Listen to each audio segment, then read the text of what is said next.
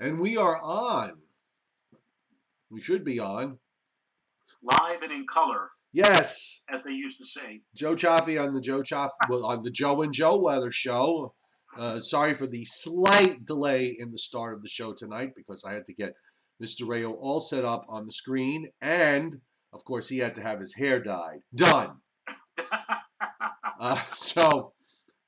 Anyhow, this was one of those remarkable moments that you know how sometimes over the years you work with somebody on a daily basis and you show up to work with the same shirt color, the same tie. Then it becomes the same shirt and tie. I just wanted to show everybody. So we didn't speak at all today at all until what was it, about an hour or so ago when you messaged me saying that you want to do the show. You do the show tonight. So this is Joe's snow map that he drew. Okay, and See right above me here. yeah, I got it up on the top of the screen. So that's your map. And now I got my map somewhere. So hold on one second. Let's see if I can find it. But my map is, I got to find the other window.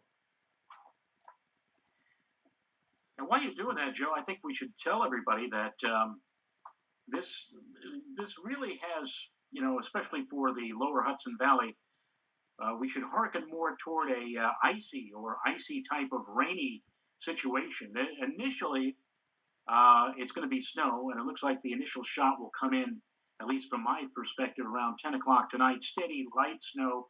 It'll continue that way for about 3 or 4, maybe 5 hours. Right. But when we make the turnover to rain or freezing rain and sleet, that's going to put a glaze on top of whatever snow has already fallen. And I think that pretty much, after about 2, 3 in the morning, we're done with the snow, and then it's just going to be a matter of the glaze and the ice and the sleet, the freezing rain, and everything else that's going to go on top. Well, I said from the very beginning, for me, I always felt that this was going to be that ice was going to be the bigger deal here. So whatever snow you get, you get. But I can't seem to pull my map up on under the air. But our maps are almost identical. I mean, I showed you mine. I saw you. You saw mine. Yeah. I saw yours. Our maps are virtually identical. And already starting to see some snow on the radar in New York City. I saw a few people posting on Facebook that it started snowing in parts of Manhattan. It's snowing in central New Jersey, in parts of central Jersey, and it's moving up. So this band is kind of expanding east to west. But this was also to me, Mr. Rao, when I was looking at, and I'm going to bring up, let me see if I can bring up the surface map. I got to move a few things around here. So give me 1 second. The one thing that struck me today was that this was definitely a situation where you start to get you get a good look. You try to look at the temperatures and the dew points and the wind, and in this particular instance, really the lack of wind, because there was hardly a breath of wind all day. The temperatures went absolutely nowhere. And, we're sitting with numbers right now as precip is getting underway.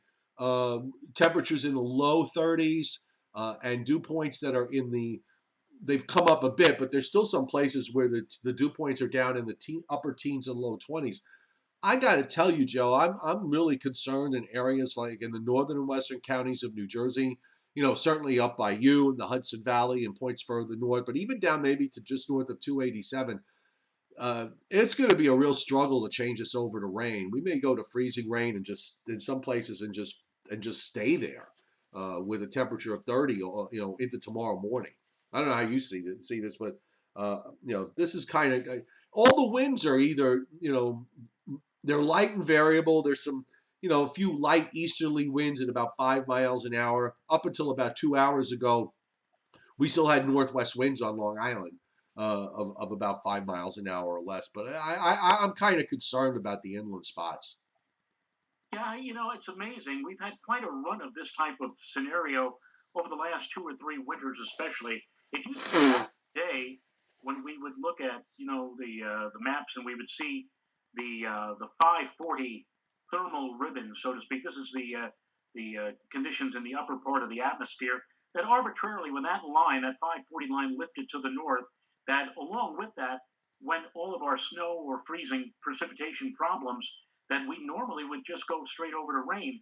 But we've had an amazing number of these situations in recent winters where it warms very quickly aloft, but it stays very cold, a shallow layer of cold air remaining close to the surface. And so as a result, what we end up with is not a straight snow to rain, but a snow to a prolonged period of sleet and ice. Right. But we're looking at that once again tonight and tomorrow morning, and much of tomorrow, actually. Well, I got to these kind of the systems that we have been getting here, aside from the one on the 1st and 2nd of December, which was a major snowstorm for upstate New York, clearly, but at least as far as the downstate areas are concerned, I have to tell you that this has been a pretty busy period of weather from the standpoint of snow for this early in the season. This is, typically, we look at December.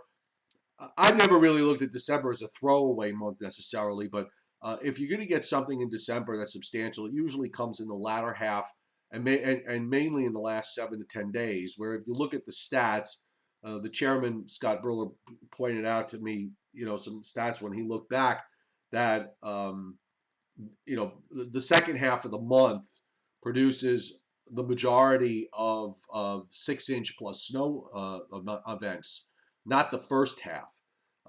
So the fact that we're seeing systems like this now, to me, is maybe a sign of things to come down the road in terms of the kind of winter it's going to be. I don't know. It could go either way. We've seen this before too, where you get stuff early and then it just disappears. But in recent years, the last 20 years, that hasn't been the case. Yeah, well, so far I've had 6.5 inches up here where I am in lower or southwestern sections of Putnam County, and other places, right across the river, have seen already more than a foot of snow. And you're right, it is kind of And accurate. that's more that's above normal. And Yeah, we're only at the 16th of the month here. but it looks like after we get past tomorrow, it looks like after tomorrow we may go through a stretch of dry weather, which may take us all the way out to possibly, dare I say, to the end of the year. Or, Maybe. yeah, Maybe. I have to tell you, anytime I see the GFS out 16 days doesn't produce a precip event, that's when I get worried that something is going to happen. okay. Because, rarely do we go. I mean, can you could probably count on one hand the number of times that you go 16 days without seeing a drop of precip, especially in the winter months. So Yeah, this especially December and January, February. Yeah, and we know darn well that when the models in the long range produce snowstorms, they seldom, if ever, happen. So I much prefer, personally, I prefer when they show nothing. Um, I'd rather get a look at the overall flavor of the upper air to try to figure out whether anything's going to happen. And I have to tell you, when I was looking at that from that angle, and the folks at home, by the way, are looking at the radar right now, the latest radar, which is showing the precip advancing northward into southern Pennsylvania and over New Jersey and into Long Island. But when I looked at the upper air, it looked really bizarre. It just really looked strange. But we'll get back to the long range in a bit. But you've got this. This system is really actually pretty impressive, Joe, because not only we've got all this precip that we're going to have to deal with, but there was a really, and it still is. I just shifted the radar shot a little bit further to the south, and there is a significant severe weather event going on in the central Gulf states. So when do you see a moderate risk for severe weather and a tornado watch box up in the middle of December? That don't happen too often either.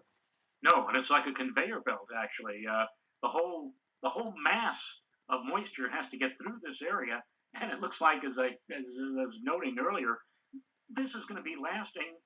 The end of the precipitation may be 24 hours from now, and who knows? If the temperatures don't get up to or even above the freezing mark, there are going to be a lot of places tomorrow at this time.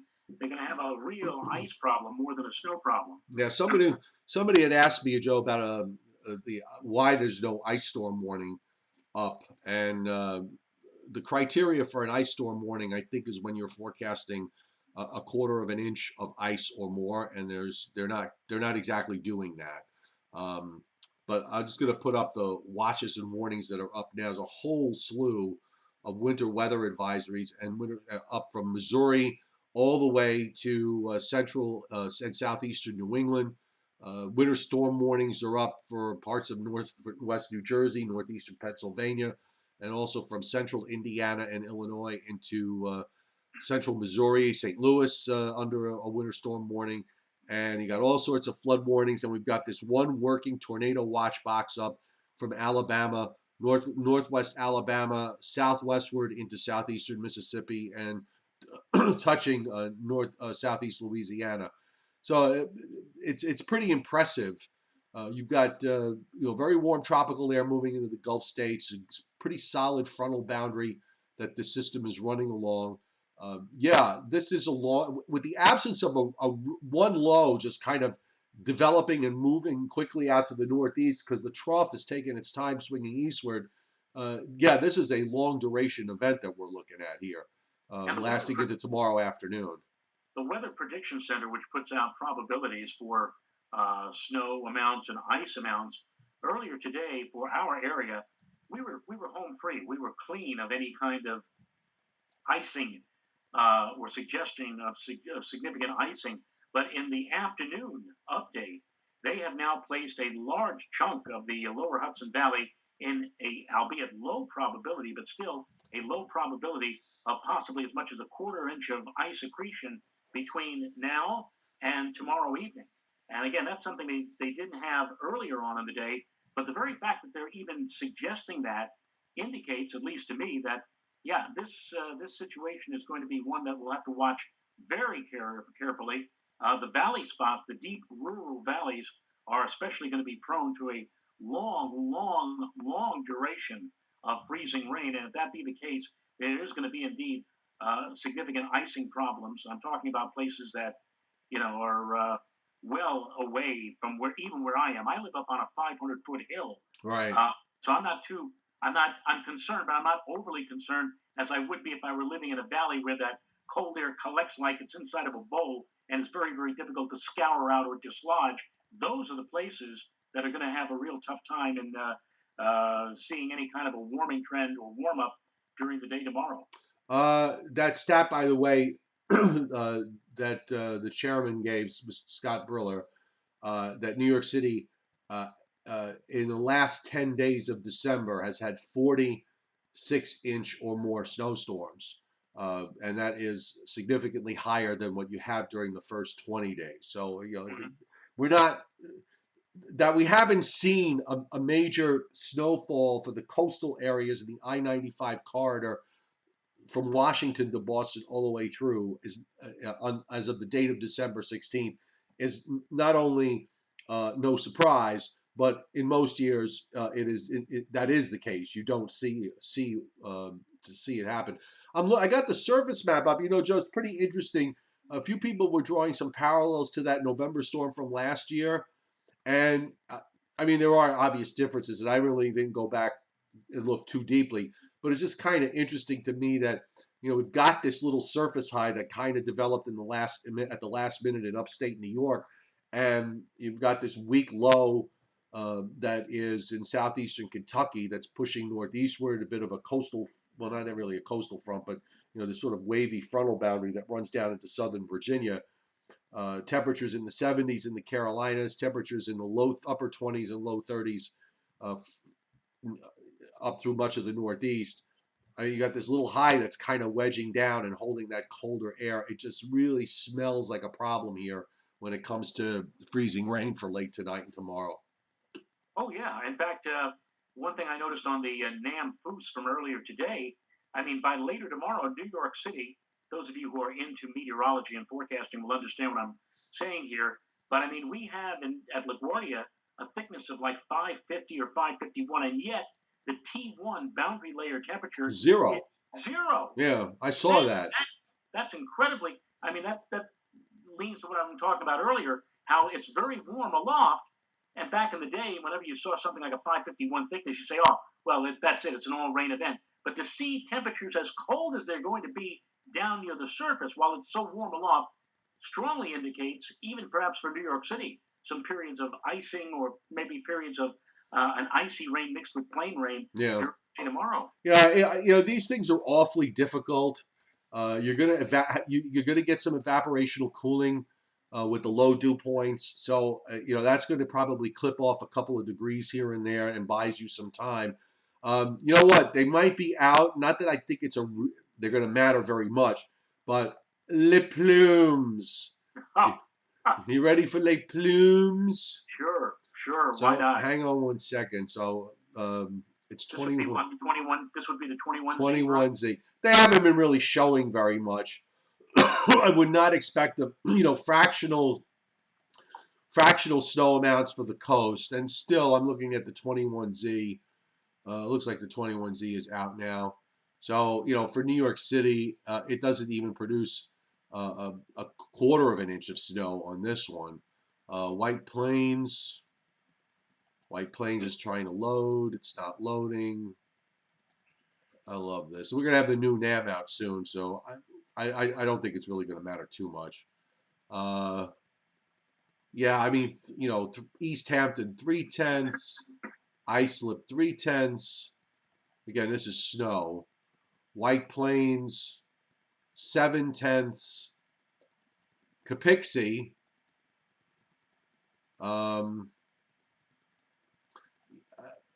1.89. But that's a drop. That's Yeah, I don't know, Joe. I look. I didn't feel comfortable going above. Your top number and my top numbers are about the same. I did not feel comfortable going above that for a number of reasons. But one of the things that a few people were asking me about today, and this is something that I think is important with respect to some of the snow maps that are out there. And one thing you got to remember that when the NAM model, which if you run that 10-to-1, if you run the 10-to-1 snow map, and we've got the new NAM out to 12 hours, okay? So I'm looking at it right now, Joe. So this is 12Z at 7 a.m. tomorrow morning. I have it up. It's got a stripe of 6-inch plus snows from Southwest PA, across central New Jersey, across New York City, and Long Island.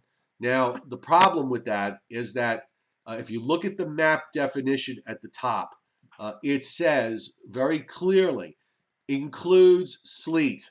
So if you're talking about 10-to-1 ratios for snow, you're only talking about 3-to-1 ratios or less for sleet. So there's no way on God's green earth are we going to see a stripe of 6-inch accumulations across where the dam has it. So you have to really look when you folks at home, when you're looking at these snowfall forecast maps, remember that they do not digest sleep very well at all. Right. So Right. now I'm looking at the new surface, and it's got precip moving into Long Island, northern New Jersey. Um, it's got this narrow stripe of snow between 10 o'clock and 1 o'clock in the morning, longer for you. In fact, um, between now and 3 a.m., the snow sleet line is in northern Westchester County and doesn't move. Then it finally starts to move further north by tomorrow morning. But you know something? At 6 in the morning, that purplish, pinkish, whatever color that is, of freezing rain on the NAM is down to New York City. It's south of Route 78 and into southern Westchester, and it's still there at 7 a.m. and it's still there at 8 a.m. So in some ways, the NAM model is seeing the lower levels of the atmosphere being, or the lowest levels of the atmosphere being colder than what was previously modeled, and that's going to be a big icing problem. And did you notice all? Now this is the 12 kilometer Yeah, I'm mark. looking at on the 12 kilometer out to 18 hours, Joe, which is at 11 o'clock tomorrow morning. Right. All of North Jersey, north of Route 78, is in freezing rain, and the freezing rain is down to the city. Okay, Long Island is in rain, but Westchester, down to the city from what I can see, and I just got my new glasses and they're pretty sharp. Uh, the southern edge of the freezing rain line is further south. Right, right. I could, you know, the one thing that struck me from 2 days ago when I was looking at this scenario for tonight and tomorrow was how broad, how expansive that area of pink or fuchsia or whatever Right. color you call it, salmon color. It wasn't a narrow band or anything. It covered a big hunk of real estate, northern Jersey, northeastern Pennsylvania, the lower Hudson Valley, even as you pointed out, all the way down to almost New York City. I mean, this is going to be something that we're going to. Well, I know. this is I want to point something out also, and this is a memory for me. My grandfather was born. His birthday would have been tomorrow. He passed in 1993, but in 1973, and maybe Scott Driller can look this up. December 17th, 1973, a major, I remember that ice storm. Yes. underscore that word, ice storm for the New York metropolitan area. Meanwhile, I think it was not an it was a positively tilted upper level trough. While we got iced over, places like Baltimore and Washington got smashed with like a foot or 15 inches of snow. And that was a memory that because of the fact that we were celebrating my grandfather's birthday. I think it was his 65th birthday, but it came accompanied by this winter atrocity. All these people coming from all different directions to celebrate and getting stuck in the ice storm Yeah. back in I 19. remember that ice storm. And by the way, I'm just pulling up. I'm pulling up the 2 meter temperatures here on the NAM. And that 32-degree line is at 1 a.m. is lying pretty much right across the city and just sits there. It kind of edges up a little bit to the north during tomorrow morning. But even tomorrow afternoon, Joe, it's like the 32-degree line is barely to White Plains. So Right. you know that there's going to be some, there. In instances like this, it's not inconceivable that it could be several degrees too high. So, maybe where the 35-degree line is where the freezing line actually may wind up being. So, Right. this has me a bit more concerned. Let's switch over to the HRRR and take a look at the HRRR model because the 0Z goes out to 33 hours. And the HRRR today has been noticeably colder and showing, much more of a thump of snow that develops this evening. And it's got this dark blue snow at 11 o'clock, covering Long Island and New Jersey, south of 78 anyway. It does the same thing with the freezing rain, except it pushes the freezing rain a little bit further to the north than the NAM does. And in fact, it gets most of the precip is done, if you want to believe this, on the HRRR. Most of the precip is done by 7 or 8 a.m. At the coast. It's still continuing inland in upstate New York. It looks like the HRRR has got a low that winds up being a little bit further north on this last run than what it was showing previously. The NAM, on the other hand, has a low going into northeast West Virginia, and then it's over Delaware, southern Delaware, by tomorrow afternoon at 1 o'clock. It's got precip here all morning and freezing rain all morning into the afternoon. I just want to show how much total precip does it give. Wow. I mean, it gives, let's see, the half to 3/4 of an inch to an inch to an inch, and like an inch and a quarter to an inch and a half maybe of liquid near the Well, coast, and 3/4 of an inch to an inch up by, well, a half to 3/4 of an inch by you. But it's got this area of 1 inch plus liquid here. I don't think the NAMS is not out far enough where we could pull up the foos. I just want to see this just for laughs, the snowfall map. Yeah, I mean, because again, it's not subtracting out sleet, so it's got the white 1 foot plus snows between Staten Island and Allentown. Okay, is 12 plus. But that again, you folks watching at home with these snow maps, that is it's not a good tool to use in a case like this because of the fact that you've got so much of the precip is going to be sleet and freezing rain. You know, the thing that may be a saving grace would be the fact that we don't have any that we'll have snow initially, and then if there's enough snow, then the ice will fall on top of that snow, as opposed to being just a flat out situation with the ice, accreting on Yeah, or snow.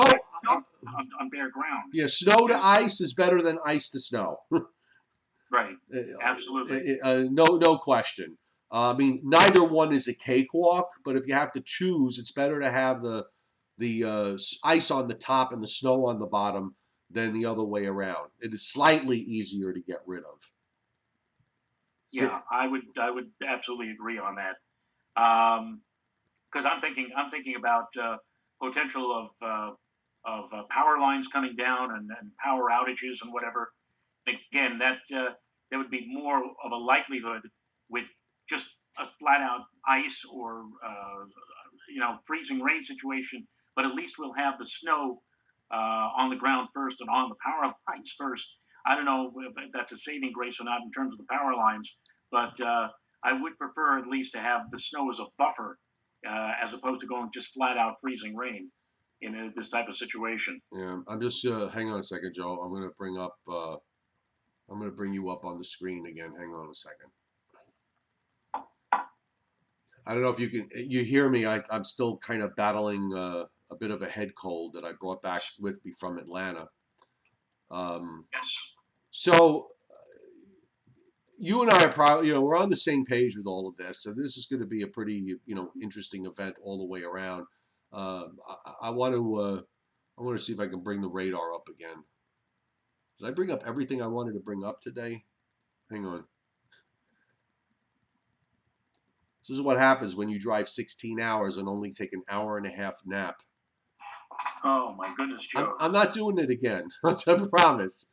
I Um, hope I hope you had no dose with you just in case. no, actually that hour and a half with that nap that I took from about 12:30 to 2 o'clock in the morning really helped me out. It gave me that extra zap of energy to get back on the road at 2:30, and I got home yesterday a little bit before 10 o'clock. Right. So it worked. Yeah, I'm just watching the radar advancing northward. Should we do a little long range? Sure. Why not? All right, so hang in there. Let me bring up. Let's go to the Goofus map, ladies. By the way, for Wednesday, I don't know if we were going to get to Oh, this yet. let's talk about that. Yeah, because I went. You also were kind of reading my mind because I read what you wrote forecast wise, and I've been mentioning the possibility that we could wind up with a squall on Wednesday because of that deep upper trough. Let me bring up the upper air, Okay. and everybody can see it. So you've got this trough here that's moving through, and look at that big upper low, folks. If you're watching, um, driving southeastward from the northern lakes right over New York State and into New England, that's a very very cold, strong upper low that's driving down. And yeah, I thought that there could certainly be, and the GFS actually shows what looks like a comma-shaped arc of snow Right. in New York State at 1 o'clock in the afternoon. It looks like there's some kind of squall line running down the Hudson Valley into southeast PA. Right. I think that's entirely possible. Yeah. I think don't be surprised if what happens. It'll probably happen right during the afternoon commute home, and Yeah, that's the last thing you'd want to see. All of a those sudden, going whiteout conditions for 5 or 10 minutes. yeah those are always fun. Those 10-minute 0-0 blizzards that you get, and then Yeah. yeah, after that pulls out, it's going to get very cold here Wednesday night and Thursday. I think Thursday may not get out of the 20s in most places. Did I see like a 480 thickness over parts of Ontario for Thursday, or Uh, very tightly wound up type situation, like a ball of cold air? yeah, there's a 492 thickness and a 498 thickness that moves into upstate New York, way up in northeast New York and into Vermont. Yeah, yeah, that's It's going to be very cold here on Thursday. no question about that. You know, And and then after that, the models have been kind of trying, sort of. swinging back and forth on something off the southeast coast for this weekend, and it's been it's been as far south as being showing up in the Bahamas. It's been as far north as being off the Delaware coast, bringing snows to the coastline. It just to me, one of the big issues here, Joe, is that you've got a northern and southern stream that just basically don't want to look at each other. One is going one way and one is going the other. There was one run back about 3 or 4 runs ago that phased the two in, but that doesn't look like it's going to happen, at least from what I can see at this point. Right. That was going to be, there was signaling yesterday morning the potential for a big snowstorm next Sunday. But as you just pointed out, neither the northern or the southern stream want to have anything to do with each other. Yeah. So they're going their separate ways. And thankfully, on this last big weekend before Christmas, when so many people are going to be out doing last minute shopping, such as yours truly, the last thing anybody needs is a big snowstorm to slow things down. And it looks like, keep your fingers crossed, that will not happen this upcoming weekend. No, they're annoying. They're just annoying. Although now I don't have to drive in it. And looking at the long range, one of the things I noticed is, well, first of all, the North Atlantic oscillation is going to be negative right through pretty much the end of the month. You can see there's higher than normal pressures on over Greenland, over eastern Canada. You've got a low sitting out at, oddly enough, on the day after Christmas. If you look at the upper air, you've got a low sitting out at 50 and 50. You got Southern Stream Energy, double cutoff lows, one off California, another one in Colorado. So this is out at day 10. I have said many times before, is when you have these long range models, when they show snowstorms in a 16-day time frame, and we mentioned this earlier, 99 times out of 100, they don't happen. Okay, or if they do happen, they don't happen in any way, shape, or form in the way the model shows it at the time. To me, the more important thing is to just kind of get a flavor for the whole upper air to see whether something is possible. And I look at this GFS at day 10, upper air, and think, you know what? Maybe something is possible with something like that, with an upper air flow like this, a split flow, a low at 50 and 50, and you've got two really strong short waves in the southern stream. So I think it's worth watching when we getting into that last week of the year, and then you go toward New Year. The way this upper air looks like, it's crazy. It's got upper lows kind of cut off all over the place across Greenland to the other side toward the Arctic side of Alaska. Then there's one in the Gulf of Alaska. It's just kind of a bizarre upper air. I don't remember quite seeing something like this. So it's bizarre enough for me to say, Joe, that it looks like it's highly unlikely to look that way. Yeah, and the Climate Prediction Center, on both their 6 to 10 and 8 to 14-day outlooks for our part of the country, the Northeast, continues on a stretch of above normal temperatures and below normal precipitation. So if you believe that in a broad brush term, from the 22nd to almost the end of the month, they're suggesting that there won't be much in the way of precipitation, and that temperatures after this spell of frigidity that we'll go through during the next 2 or 3 days will actually warm up to near or even above normal. So maybe we'll have a nice quiet stretch as we move on toward the end of the month, and then after that, all bets are off. Yeah, exactly. Winters are what they are. Do you know I had somebody on one of my chats, somebody on one of my Facebook posts today, actually said, and when I see stuff like this, I think, what world do you live in? But actually said that it seems that in the last last number of years, in the last 20 years, that we get less and less snow. No. It's just insane. Where does this come from, Joseph? Do you know? Do you have any idea how you could get the perception that we've gotten in the last 20 years, where every stat that you can point, and I responded by saying, I didn't even go back that far. I said, you've had one below average snowfall year last year, and that was confined to the coastal areas of I-95. It was not confined to areas to the north and west. You had Right. one below normal year after 6 above normal years in a row. Only the second, um, only the second below normal year since 2008. So in the last 11 winters, you have had 9 above normal snowfall winters, and some of them significantly above normal, and only 2 below normal. And somehow it snows less now than it has than it used to years and years ago. Where does this stuff come from? Why does I know you did this calculation on your own. I did it for myself just to see the scenario. The decade of the 90s, 1990 to 2008, count them, 8 below normal years with snowfall in Central Park. right? Only two above normal years where snowfall was above the norm. That was the decade of the 90s, but from 2000 to 2010, 6 above, 4 below, and now this particular decade that we're into right now, we've had 6 above normal years in terms of snowfall at Central Park and 3 below normal. This would make it, of the 10, this would be the last of the 10-year stretch or the decade stretch. No matter which way you're going to slice it, What this number are you using for best decade below? for above normal. So what number are you using for below normal? 25? What did I use?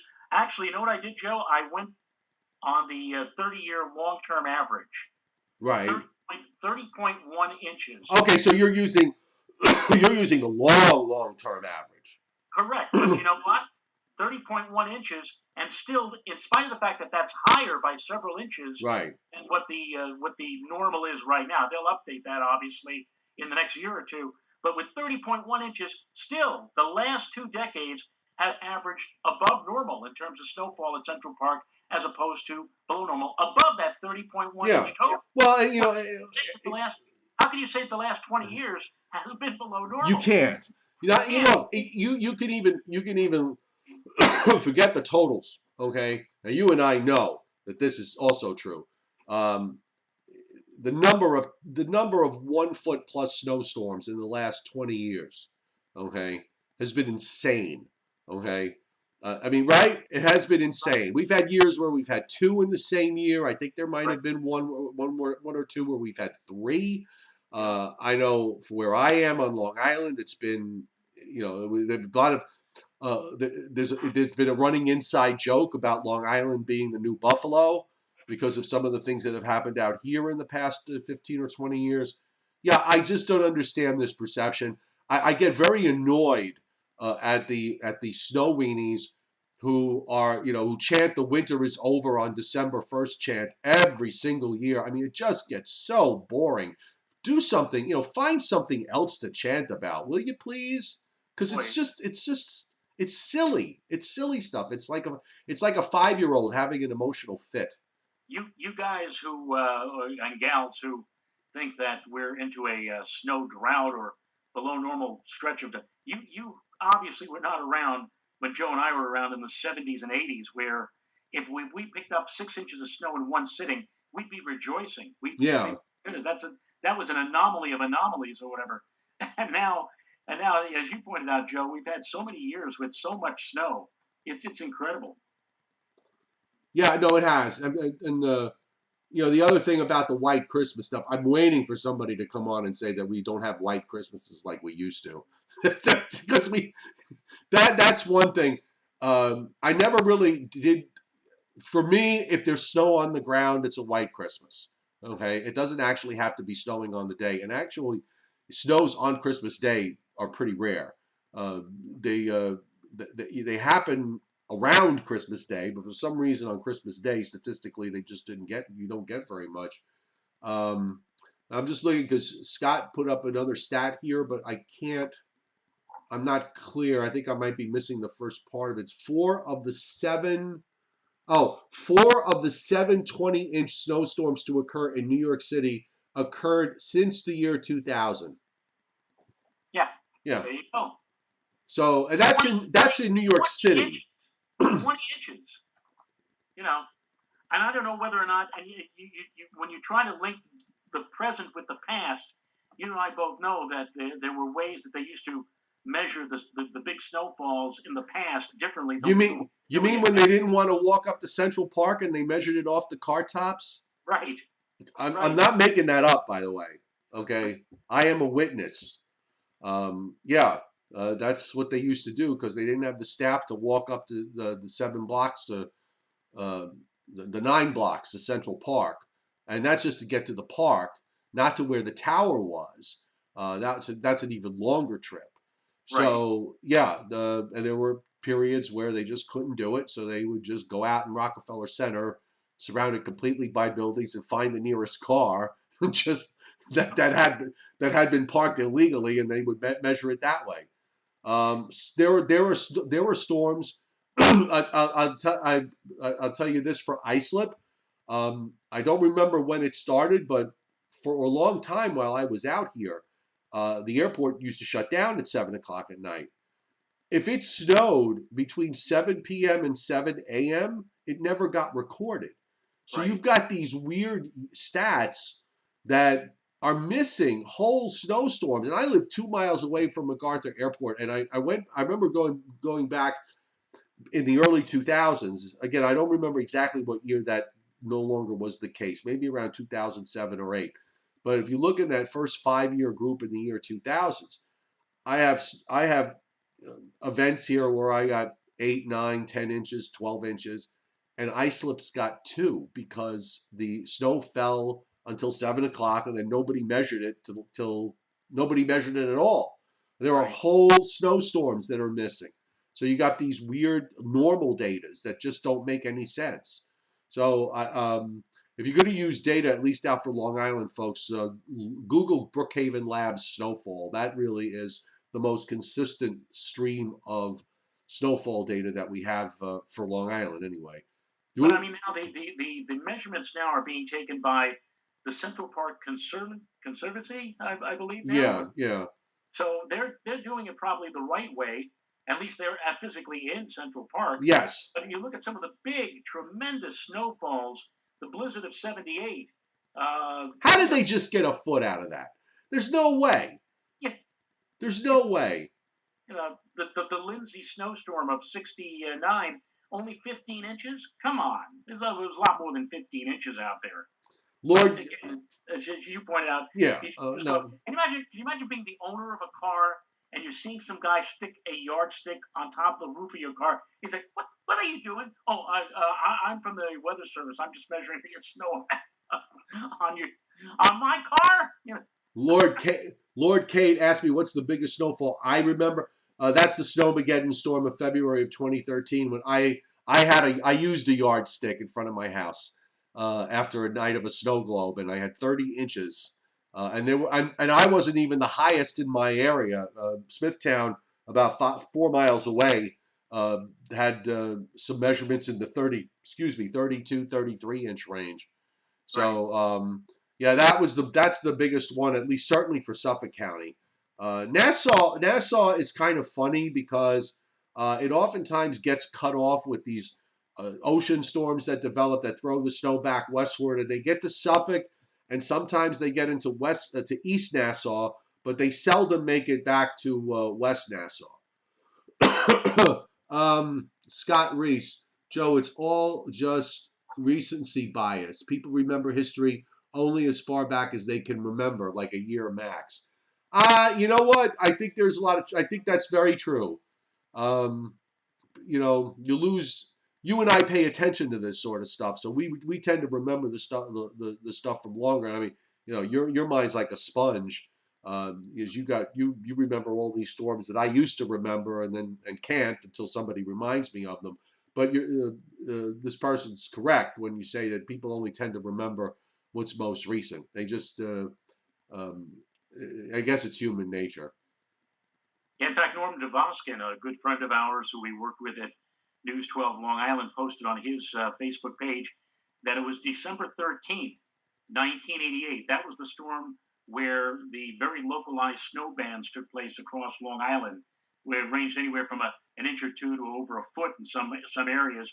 We couldn't quite remember either the date or the exact year, whether it was '87 or '88, but it turned out Norm remembered. Norm keeps excellent records, obviously, and it was December 13th, 1988, when we had that wacko snowfall where you either got nothing or you got a tremendous amount if you lived out on Long Island. Oh, I was in that. I was in the 18-inch zone for that, which was Yeah. only about 10 miles wide. Larry Stepek says if it's 33 degrees, but it's a 26-degree wind chill, does a bowl of water freeze? Does a bowl? No. No, of I mean, course it doesn't freeze. it feels like it's 26 on your skin, but if But it's water doesn't have nerve endings, so water doesn't feel. You know, the water in the bowl doesn't say, "I feel like freezing." Okay. Now, freezing point is 32.8. It is always 32.8, whether there's a wind chill. The concept of a wind chill is a human concept designed to make something that already feels bad feel worse. That's how I look at these like wind chill things and heated disease. It's 0, but it feels like 30 below. Like I really need to know that, okay? It's already cold. Or it's here's, 100, but it feels like it's 110. here's a name that Stop. some of our viewers may remember. This is the guy who I think made wind chill or the wind chill factor popular. Gordon Barnes. Yes. He was the guy who introduced that on News Radio 88 back in the late 60s and early 70s. And with the wind chill factor, it feels like, and all of a sudden everybody was talking about wind chill. Um, I don't remember anybody talking about wind chill on radio or television before then. I think he was the guy who made it popular and introduced it to everybody. One of the things that I dislike about now, uh, so now we can change the subject a little bit. We'll stall long enough to get the new foos up. But so here's the thing. Uh, when we go on the air, when you're doing a weathercast, I think the thing I object to is some of these people will start with the wind chill, okay, and when it's cold. It's going to feel like it's minus 10. It's going to feel, or when they're giving the weather, they give that number first before they give the temperature. And I have always had a big problem with that. You give the temperature. That's the scientific number. Okay, that's telling you what it is. The rest of it to me is just emotional crap. I mean, you might feel differently about it. I used to just go. It just drives me crazy. High tomorrow. Well, it's going to feel like it's only 25. That Right. doesn't tell me anything.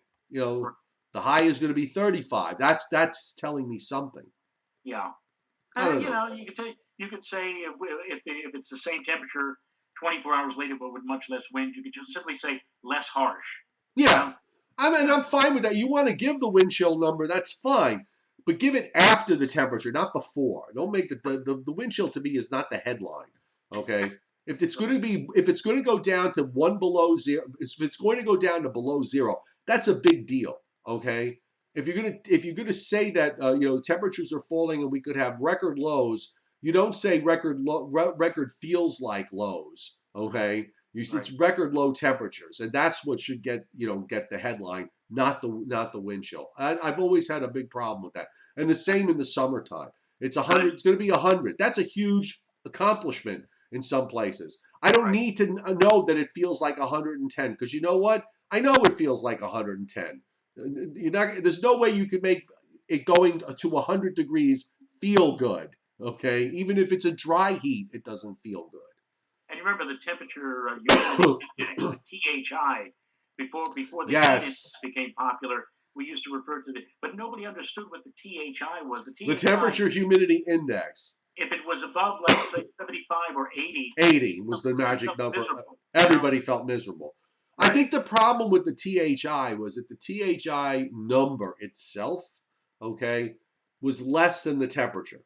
So if you say it's 90 degrees, but the THI is 80, I think Right. that creates confusion in the non-meteorological mind, which is most people.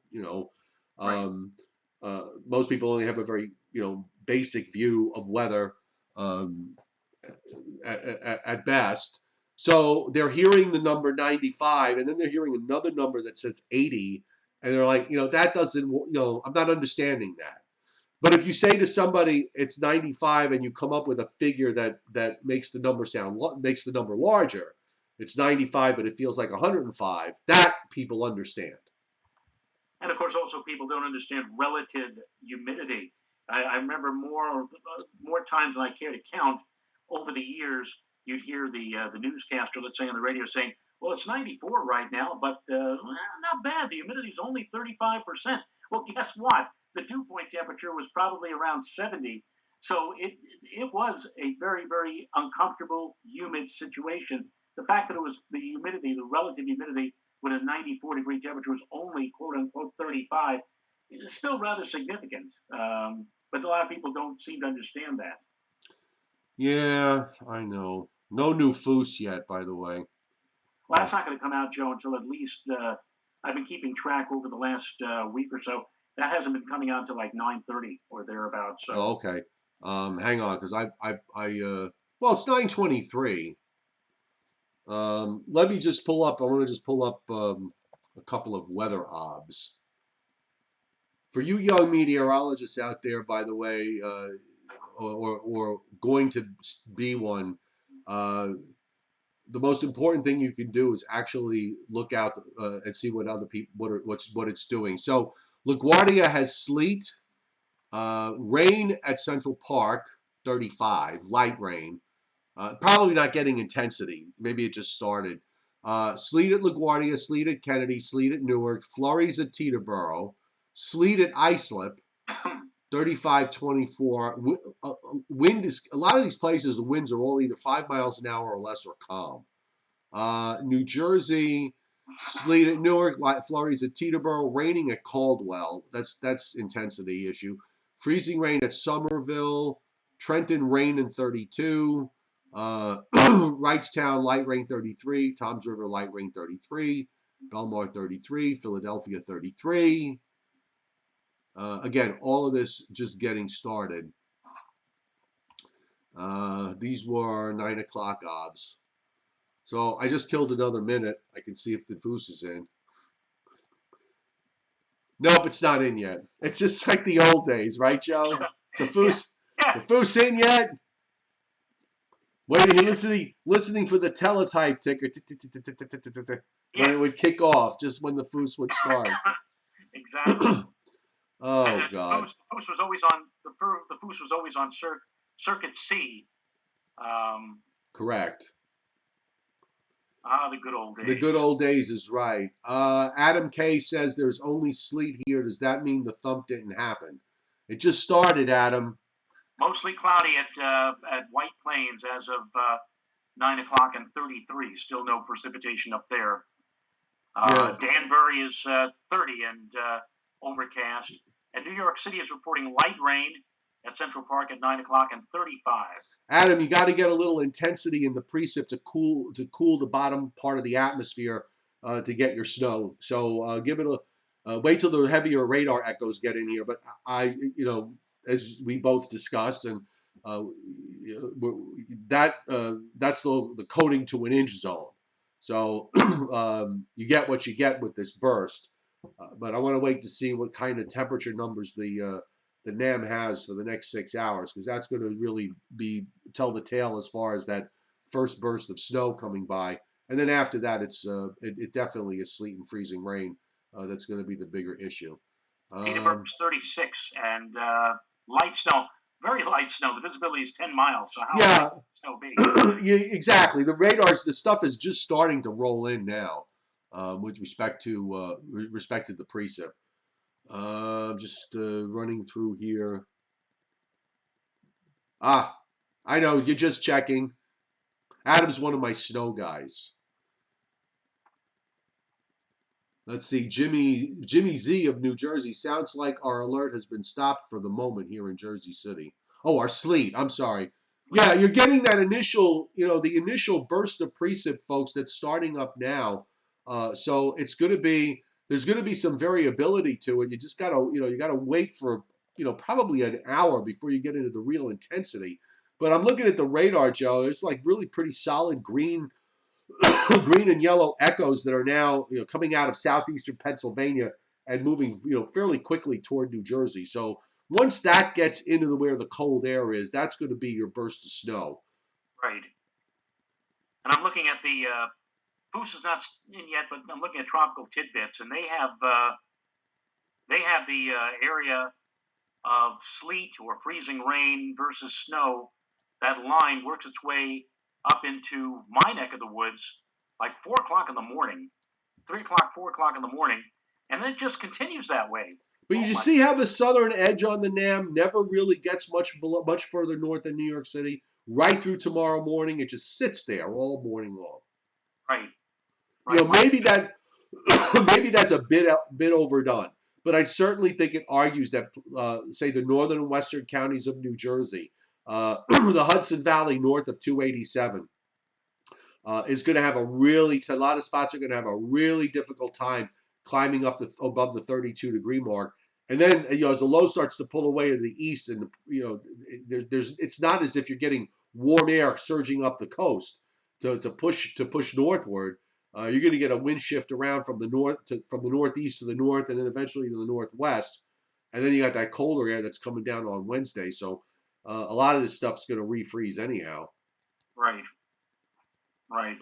Let's Yeah, this snow is going to be around for a while. I don't know if it's going to be able to last, or whether this frozen precipitation is going to. I don't know whether or not we can hold on to it all the way until a week from Wednesday for Christmas. right. But Okay, we got the new foos.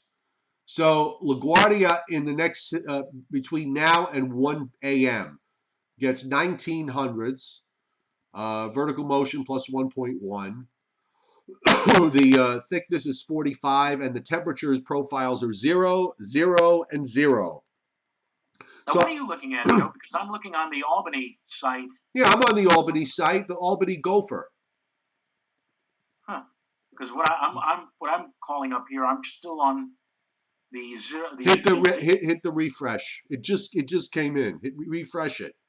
Okay, I'm refreshing. Technology, folks. Not your cup of tea, is it? No. You still have Yes, the there it is. yeah. Thank you. Thank you. And then tomorrow morning, it's you get another almost a half an inch of liquid between 1 and 7. Good vertical motions. Now the thickness goes all the way up to 50, but that bottom, look at those bottom temperatures. They don't get above 30. 0 is freezing.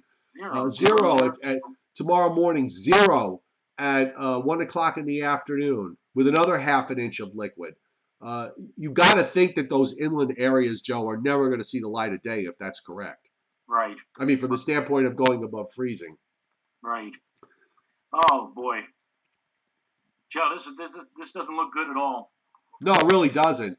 It gives 45, 64, 123, 1.46 inches of liquid for New York for LaGuardia. Wow. Excuse me. Yeah, this Now, is I've this is often said, not good. This is definitely not good for inland areas. As far for areas just inland of the coast with regards to icing, this is going to be a huge problem. it is. It is. A lot of people, and a lot of people, funny thing, have had snow in their minds. Snow, snow, snow. But again, and I even made a notation of this back a couple of days ago on Saturday. I said, really, snow is not going to be the issue. It's going to be more ice than snow. And it looks like, unfortunately, that's going to come out to be correct, at least based upon the numbers we're seeing here right now. Yeah, definitely. That's very worrisome for icing for inland areas. So I guess we could wrap it up. I actually want to go. I can't see from where I am, but I want to. I'm going to go take an ob in a little while to see if it's started here up in my neck of the woods in Suffolk County. So we could do this again tomorrow and report whatever's going on. Well, hopefully, I'll have power.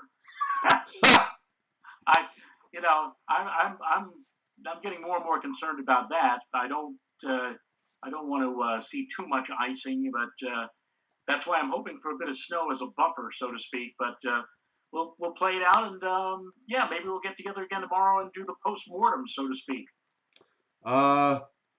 Aviston. I can't read it. My glasses may be sharp, but this print is so small. Uh, Avsteon and but okay. I think you know who I'm talking about. I know my mic is clipping. I'm having those issues again. Uh, it's a wonderful thing when Windows 10 resets your mic levels. Is that just, yeah, I see that. Joe, see your mic gain is a hair too high. Okay, I've lowered it, so hopefully it'll be better. It doesn't help that I have this bit of a head cold either, because I think I'm forcing myself to talk louder than I otherwise would, and I'm probably blowing the mic levels here and there. And Uh, Jimmy, too, I like your comment. We'll have Rayo by candlelight. All right, so look, let's leave it at that. We'll see what we get, but again, for as far as an ice storm is concerned, for areas just inland, this NAM model is not good. Snow is one thing, but ice is entirely another, and I would just as soon it not happen. I'd rather bust an ice forecast. If anything, that's fine by me. If you don't have to deal with it, that's a good thing, not a bad thing. Well, please, please, let's not celebrate nature's way of celebrating the anniversary of the '73 ice storm, which happened on the 17th of December, 1973. Let's hope not for a repeat of that.